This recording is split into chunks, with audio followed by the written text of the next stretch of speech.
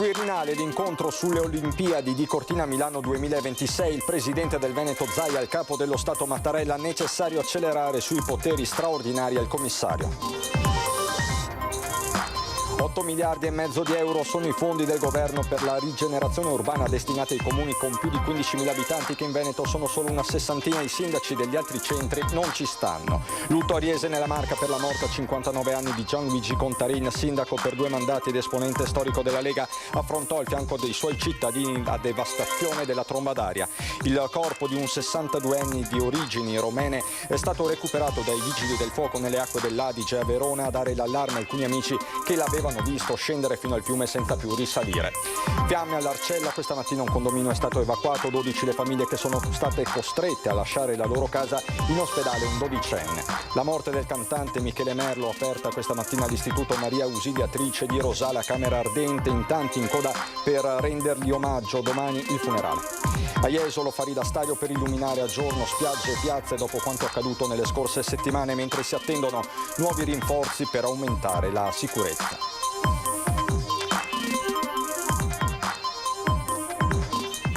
Bentrovati, buonasera telespettatrici, telespettatori di Antenna 3. In primo piano di questa edizione regionale l'incontro che si è concluso da poco al Quirinale tra Zaia e il Presidente della Repubblica Mattarella sul tema delle Olimpiadi. Zaia con gli altri rappresentanti delle regioni e delle province autonome ha chiesto di accelerare sul fronte delle opere, in particolare di accelerare per quanto riguarda la nomina di un commissario straordinario.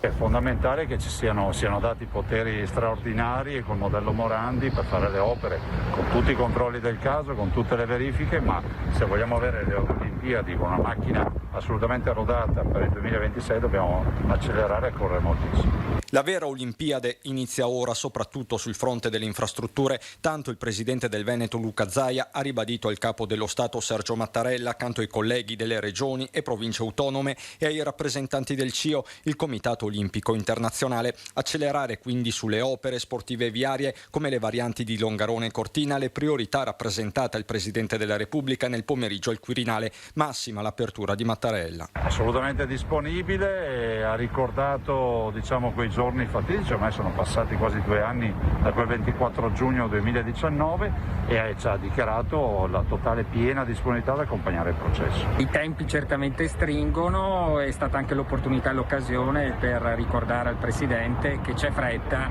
e che quindi tutto l'iter amministrativo deve seguire certamente delle procedure velocizzate. Istituzioni locali che hanno anche ribadito di voler andare avanti con la nuova pista da bob, sulla quale da tempo si è aperto un fronte polemico. Pista di bob, da un lato va ricordato che parte integrante del dossier, il dossier è stato approvato con la pista di bob. Sarà nostra cura farne tutte le verifiche, la sostenibilità economico-finanziaria oltre che sportiva, perché è l'ultima cosa che vogliamo, realizzare una cattedrale nel deserto.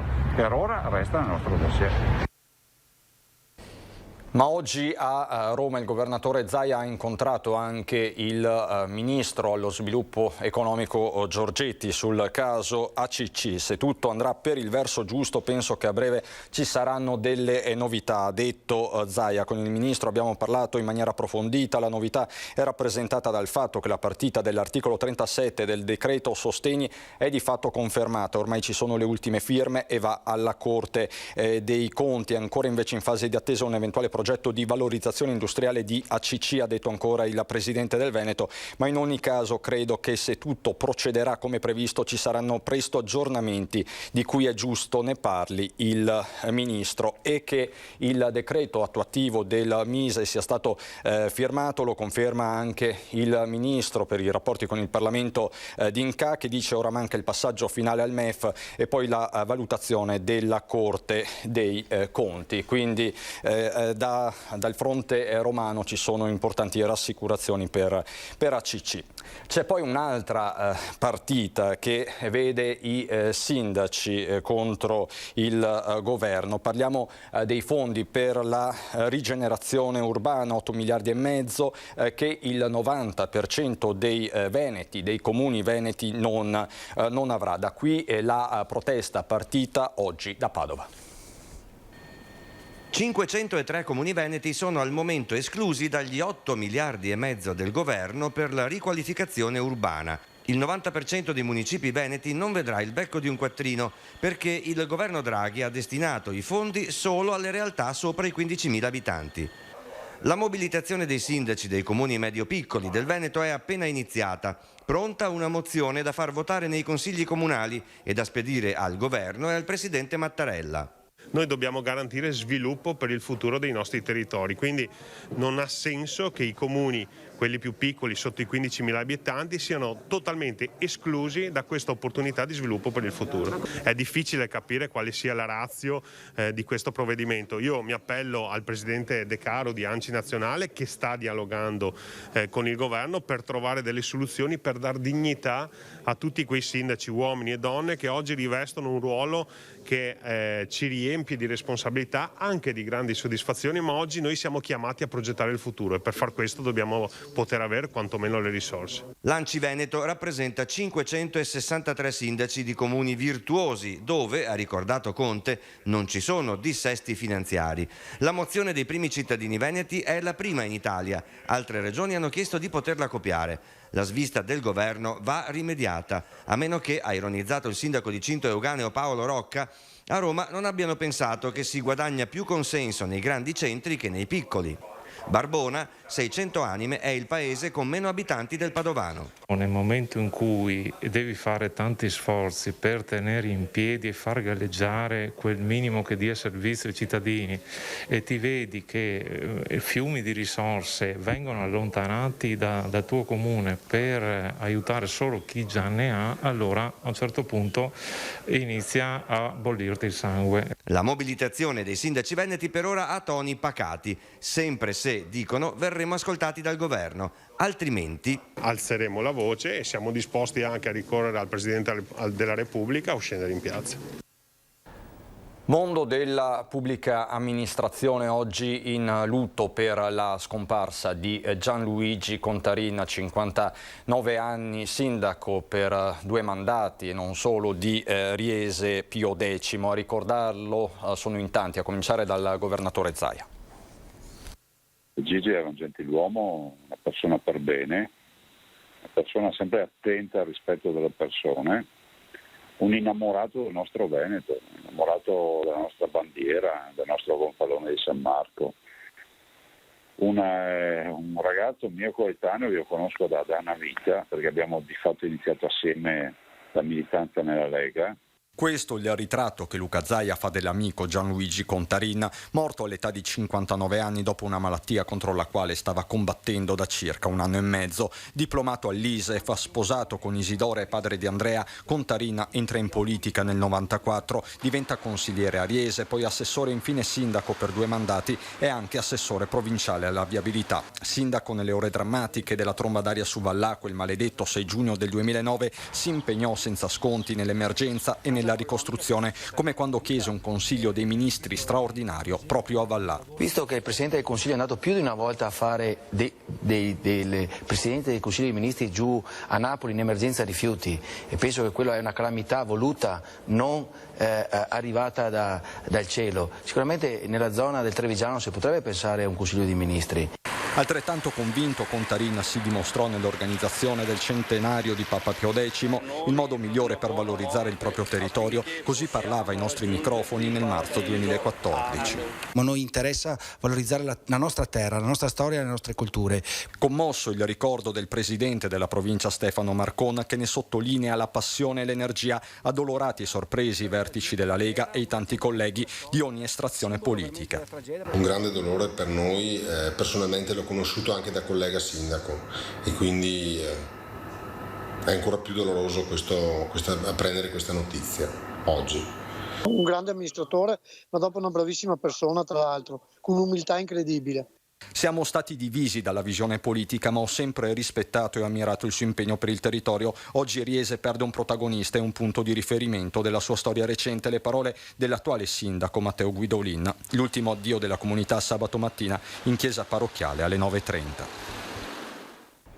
La cronaca ci porta nel Padovano. Domenica notte è esplosa una bomba contro una macelleria di Bagnoli. Martedì a Tribano, a pochi chilometri di distanza, una lettera con minacce di morte è stata recapitata al sindaco Cavazzana. Segnali inquietanti nella zona, anche se il primo cittadino si dice tranquillo. Casa e lavoro sotto lo sguardo attento dei carabinieri per il sindaco di Tribano Massimo Cavazzana, che martedì ha ricevuto una lettera con minacce di morte e pesanti contestazioni per le scelte viabilistiche fatte in paese. Dice di sentirsi tranquillo come amministratore, in pensiero per la famiglia e per i suoi dipendenti. 55 anni, è architetto con studio nel paese di 4.300 abitanti del Conselvano, che guida da sindaco dal 2019. Come sta? Benissimo, non c'è assolutamente nessun problema. Oggi mi sono visto con il prefetto, ma direi che insomma tutto bene. Ecco, il prefetto, avete previsto qualcosa? Ha previsto qualcosa per la sua persona? No, il prefetto, insomma, adesso lui ha fatto delle disposizioni. In ogni caso, ripeto, è stato molto comprensivo e ritengo tra l'altro che il nuovo prefetto abbia una sensibilità particolare, quindi sono contento di aver avuto questo colloquio oggi. Senta, che idea si è fatto lei o insomma attraverso le forze dell'ordine locali? Mi sono fatto l'idea che bisogna assolutamente passare un messaggio. Qualsiasi sia il problema, i sindaci sono disponibili, io sono disponibile dalle 8:30 alle 2 tutti i giorni, quindi se uno viene ne parliamo. Se ci sono dei problemi ci sono tanti modi poi per valutarli, la disponibilità c'è, siamo qua, quello che deve passare al cittadino, che il sindaco è anche lui un cittadino che in quel momento là cerca di fare del meglio della sua comunità. Intanto il sindaco di Vo, epicentro della prima ondata pandemica, dopo un corso di formazione diventa vaccinatore anti-Covid. Presto nella sua farmacia partirà la somministrazione. Lo abbiamo conosciuto come il sindaco dell'emergenza Covid alla guida del comune dove tutto ha avuto inizio, Vo. Ora Giuliano Martini è diventato vaccinatore anti-Covid, il primo cittadino del piccolo paese dei Colli Ugani che ha registrato la prima vittima della pandemia in Europa. È farmacista e ha deciso di seguire il corso di formazione per poter iniziare a somministrare i vaccini. Quello che bisogna fare adesso è sicuramente arrivare all'immunità di gregge. E ogni professionista sanitario deve fare la propria parte. Noi farmacisti abbiamo aderito a questa campagna, a questa richiesta, che è quella di fare la nostra parte, quindi di vaccinare presso le nostre strutture con un'adeguata preparazione. Farmacista vaccinatore, esulta su Facebook il sindaco che conta di iniziare entro luglio a somministrare le dosi di siero anti-Covid. Nel frattempo i cittadini di Vo, gli stessi che nel febbraio del 2020 si erano presentati in massa per i tamponi Covid, hanno risposto in massa anche alla campagna di vaccinazione. Le vaccinazioni stanno proseguendo bene, ci aspettiamo che adesso entro il mese di settembre abbiamo di raggiungere quello che sono i valori ottimali per poter raggiungere questa immunità. Dal Padovano alla laguna di Venezia, dove il divieto di passaggio delle grandi navi potrebbe diventare già operativo da luglio. Dopo anni di discussioni e di polemiche, le navi da crociera che solcheranno le acque della laguna nelle prossime 2 settimane potrebbero essere le ultime ad attraversare il bacino di San Marco. L'ipotesi che circola nel governo è di deviarle dal 5 luglio a Marghera.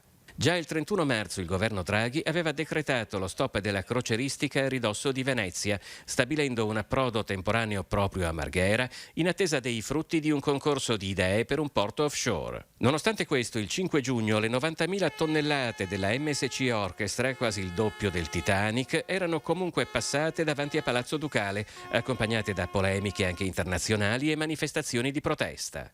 Il porto, con i suoi 20.000 lavoratori, rappresenta il cuore economico e pulsante della vita sociale. Non possiamo lasciare questi lavoratori e le loro famiglie nell'incertezza. Ben vengano le soluzioni come quella dell'offshore a lungo termine, ma è necessario che il governo ascolti la città di Venezia, la regione Veneto e applichi tutte le soluzioni per trovare in Marghera la risposta alla gestione del porto di Venezia. A breve si riunirà il Consiglio dei Ministri e le prossime ore potrebbero essere decisive per capire se esistano margini per l'accelerazione dell'allontanamento delle grandi navi da Venezia. Secondo il segretario della Filt CGIL Natale Colombo, infatti, portare immediatamente le navi da crociera a Marghera, pur sapendo dell'inesistenza delle infrastrutture necessarie ad accogliere i passeggeri, è un atto assolutamente ingiustificato e irresponsabile. Il sindacato ha chiesto di essere convocato urgentemente dal Ministero delle Infrastrutture e della Mobilità Sostenibili. Tragedia intorno al mezzogiorno di oggi a Verona, un uomo è caduto in acqua in Lungadige, Re e Teodorico. Sono stati gli amici a dare l'allarme, la vittima, 62 anni, è stata vista scendere l'argine fino al fiume ma non è più risalita. Immediatamente sono stati allertati i soccorritori sul posto, i carabinieri e 2 squadre di vigili del fuoco, tra cui un equipaggio per il soccorso fluviale. Dall'alto l'elicottero del SUEM 118 ispezionava il corso d'acqua mentre i soccorritori fluviali controllavano con cura le rive e gli anfratti. Le operazioni di ricerca sono terminate circa un'ora dopo, quando il corpo senza vita dell'uomo è stato rinvenuto alle griglie della diga Santa Caterina, circa 4 chilometri più a valle. Fiamme all'Arcella. Questa mattina un condominio è stato evacuato. In ospedale un 12enne, è bloccato anche il tram.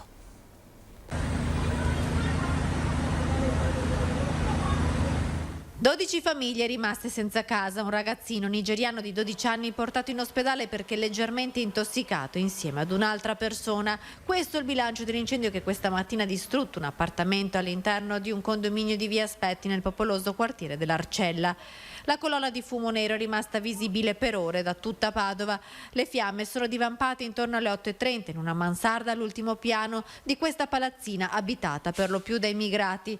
Arrivati sul posto, i vigili del fuoco hanno subito portato in salvo i residenti. Ci sono volute ore prima che lo stabile fosse completamente sgomberato. Durante lo spegnimento del rogo, infatti, i pompieri si sono accorti che in un appartamento dormivano 3 stranieri, ignari delle fiamme e del fumo. Le cause sono ancora in corso di accertamento. Forse il rogo è stato provocato da un cortocircuito e le fiamme hanno attecchito rapidamente, visto che il soffitto della mansarda è in legno. Il condominio è stato dichiarato inagibile. In poche ore i servizi sociali del comune hanno trovato degli alloggi temporanei per le 12 famiglie evacuate. Le operazioni di soccorso e di spegnimento dell'incendio hanno paralizzato il traffico dell'Arcella, bloccando il tram. L'alimentazione elettrica del mezzo è stata disabilitata per qualche ora per garantire maggiore sicurezza agli operatori. Sul posto anche il vice sindaco di Padova, Andrea Michalizzi. Stiamo verificando da una parte le condizioni delle famiglie che non possono utilizzare gli appartamenti, ma dall'altro anche facendo i controlli per capire eventuali situazioni di irregolarità. Nel Vicentino a Valdagno, dove una coppia di coniugi è stata arrestata per bancarotta fraudolenta. Marito e moglie, 49 e 47 anni, residenti a Valdagno, arrestati per bancarotta fraudolenta. La coppia di fatto nel tempo apriva e faceva fallire società operanti nel campo della logistica e dei trasporti, trasferendo nelle diverse società beni e personale. Il nucleo operativo della Guardia di Finanza di Vicenza è risalito alla coppia dopo indagini approfondite sul fallimento nel 2019 di una ditta legata ai coniugi, scoprendo altre 4 società soggette a procedure concorsuali fallimentari. Erano effettivamente delle società che venivano preordinate proprio ad una sistematica evasione delle imposte e quindi arrecando un grave pregiudizio nei confronti sia dei creditori che dell'erario. Un sistema illecito gestito in concorso con altri 2 soggetti amministratori delle stesse società, riuscendo a fornire i propri servizi a terzi a prezzi altamente concorrenziali. Società decotte intestate ad un soggetto prestanome, un 22enne rumeno in Italia da pochi giorni e la cui sede veniva fittiziamente spostata a Milano, entrando nel cosiddetto oblio fiscale, un giochetto che ha consentito alla coppia di distrarre beni per 900.000 euro. Le distrazioni dall'attivo fallimentare sono consistite essenzialmente nelle ripetute cessioni fraudolente, quindi sottrazioni fraudolente di beni aziendali, in particolar modo di camion e motrici stradali. La coppia dovrà rispondere oltre che di bancarotta, sottrazione fraudolenta e di autoriciclaggio. Fari da stadio per illuminare a giorno spiagge e piazze iesolane dopo quanto accaduto nelle scorse settimane.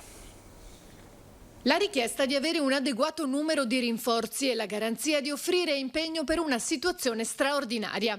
In più, l'annuncio che a breve, al massimo entro 2 settimane, sull'arenile di Piazza Mazzini verranno installati dei nuovi riflettori per illuminare a giorno la spiaggia iesolana.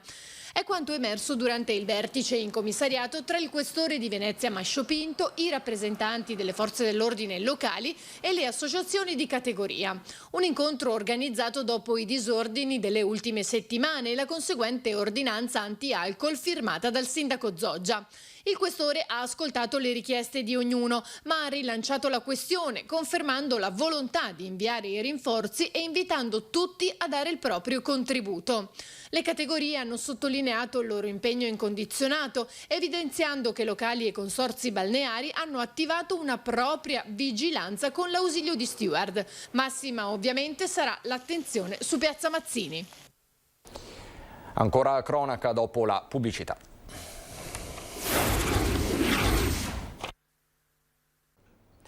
Di nuovo in diretta per andare nella Marca, a Roncade più precisamente, dove dei ladri di cibo stanno prendendo di mira gli asili. Furiosa la sindaca. Sei un morto di fame, sei una persona in particolare bisogno, ti rivolgi ai servizi sociali. Non vai a rubare il pane e la carne ai bambini. Questa è una cosa che proprio non siamo disposti ad accettare o a tollerare. La furia del primo cittadino contro i ladri che da una decina di giorni hanno preso di mira il territorio rubando provviste dagli asili. L'ultimo colpo ieri in tardo pomeriggio alla scuola dell'infanzia di San Cipriano, qualche ora dopo l'uscita dei bimbi, dove oltre a danneggiamenti per riuscire ad entrare hanno rubato un computer, un proiettore, ma soprattutto il cibo destinato ai piccoli. Furto grave di per sé, ma intollerabile, dice la sindaca, per il principio, il luogo, le difficoltà arrecate alle famiglie che stamattina non hanno potuto mandare i figli all'asilo per permettere che gli spazi fossero risistemati e igienizzati. Quando si va a creare del disagio a delle famiglie che si sono dovute riportare a casa i propri figli, riorganizzare la giornata, magari persone che lavorano, e non è accettabile che ai bambini venga privato di poter andare nella loro scuola, di poterlo fare con tranquillità e di doversi anche addirittura vedere sottratto il cibo, perché di fatto buona parte di ciò che è stato sottratto, che è stato rubato, è cibo.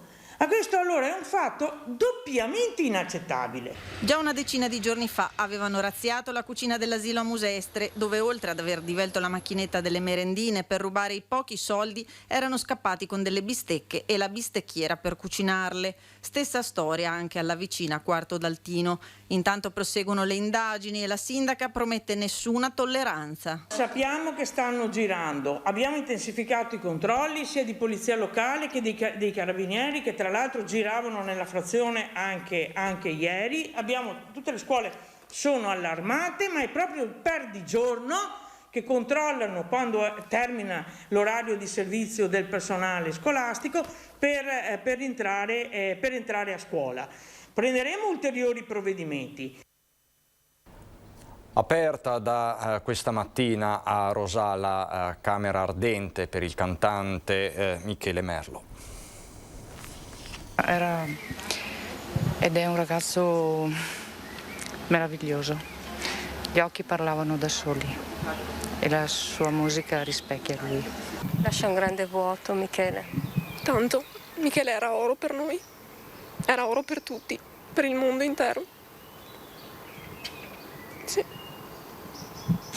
Le lacrime solcano il viso delle tante persone che oggi si sono strette a Michele Merlo, il giovane cantautore, romantico, ribelle dagli occhi dolcissimi, scomparso il 6 giugno per una leucemia fulminante.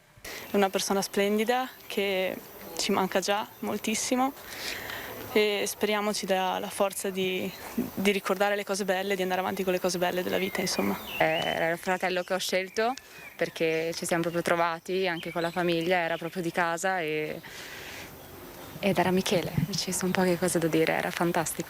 Eravamo tutti là che speravamo in un miracolo che poi purtroppo non è avvenuto e a Michele ha lasciato un grande vuoto. I pensieri, i ricordi, i sentimenti si traducono in frasi e dediche affidati alle pagine di questo volume, prezioso contenitore d'amore.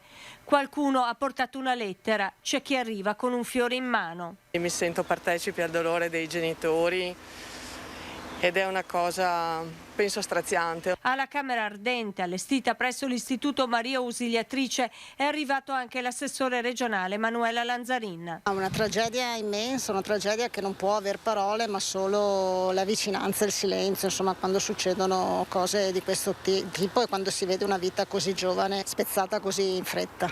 Il funerale di Michele Merlo sarà celebrato domani presso lo Stadio Comunale di Rosà alle 17. Dal Veneto è tutto, ci sono le previsioni del tempo, buon proseguimento di serata.